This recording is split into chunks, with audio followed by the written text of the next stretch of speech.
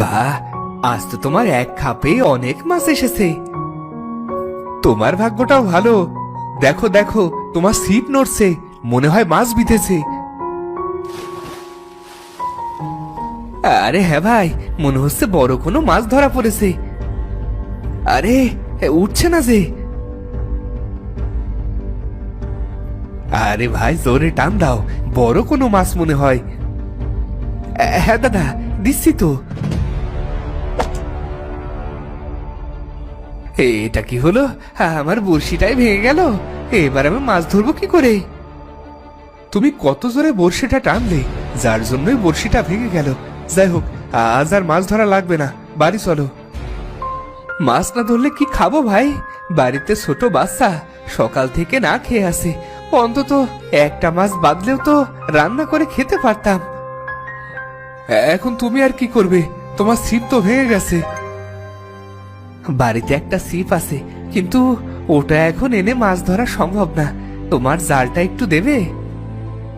না ভাই, এটা আমার শ্বশুর বাড়ি থেকে দেওয়া জাল। তোমাকে দিলে আমার বউ খুব রাগ করবে। আচ্ছা আচ্ছা, তুমি তাহলে থাকো, আমি ওই দ্বীপ থেকে একটা কিছু দিয়ে ছিপ বানিয়ে আনি। তুমি যাও তাহলে, আমার দেরি হয়ে যাচ্ছে। হ্যাঁ, আমি বাড়ি চলে যাচ্ছি।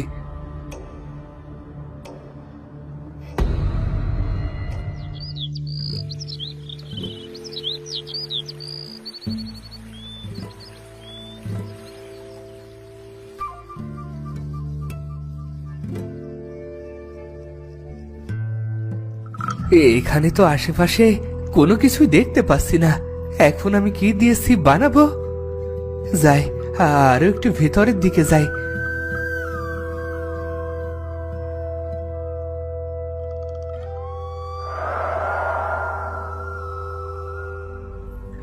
আরে এখানে এই পোড়া বাড়ি কোথা থেকে আসলো? গিয়ে দেখি তো ভেতরে। ও মাগো, কেন যে এখানে আসলাম? ওরে বাবা, ও হাড্ডিটাই মনে হয় ভেঙে গেল।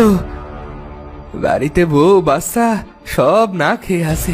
তাড়াতাড়ি একটা বড়শি বানিয়ে মাছ ধরে বাড়ি যেতে হবে। বউ আবার চিন্তা করবে।